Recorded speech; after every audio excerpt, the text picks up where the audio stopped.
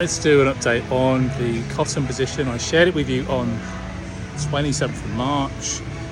Let's show you what it looked like then. So it's been a good trade, good position. They're not always good positions. I've been in it now, it is, 13th of April? So I've been in it now for 2.5, 3-ish weeks. Here it is now on the charts. Middle of last week I took about 75% off this position, and now I'm still holding it. And the way I still hold it now is once I've secured some nice profits, it's like a good psychological trick for me to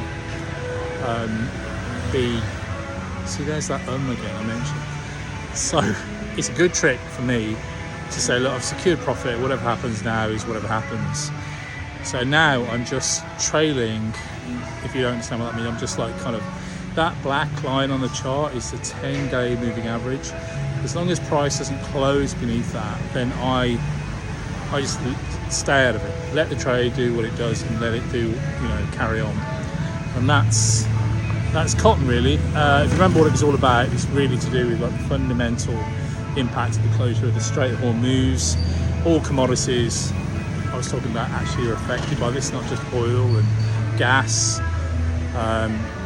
Things that come through there are critical to so many commodities, and that's fundamentally why I got into it. And then there's this, it followed exactly my sort of 3 or 4 step plan to get to the position.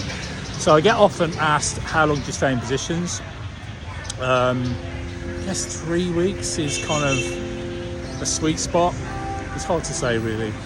I only want to get into positions where I can stay in for a decent amount of time. I don't really want to get into anything which is like a day. Sometimes it happens, but I really want to get into positions where I stay in it for as long as possible really. I love to wake up in the morning and see that I'm still in the trade, and once you're in the trade, it's a lazy way of trading, which is what I think trading should be about. It shouldn't be about grinding away for 8 hours looking at the charts. So I can choose not to trade and still let this position go up. It's gone from, I think when we looked at it on the 27th, at about kind of a 1-to-1. Now it's about, if I'd held the full position, it would have been about 4-to-1, or if you'd risked 1%, it would have been a 4% profit. So it's a nice trade. Not all trades go like that, but it's a good example of what I try and achieve with my trades. Very simple. Hold them for as long as possible. Take profits somewhere. It's called taking profits into strength. When price gets extended from the mean, take some profits there and let the rest run. Really, that's why I love swing trading. Positions like this is where I absolutely love it, and it just keeps going, and I'm like, I'm doing nothing.